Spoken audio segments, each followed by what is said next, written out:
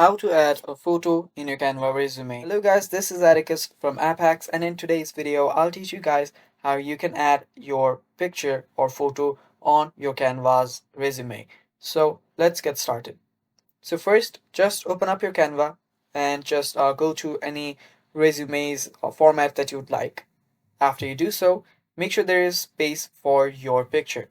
After you do that, here you'll need to go to Uploads and drag down any file that you want to upload. So here, let me just do that first. So just drag your image here and upload it. Now there you can see it's been uploaded right there.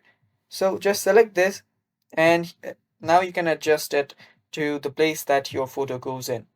So just make sure that you align it correctly, and there you go, it's been added.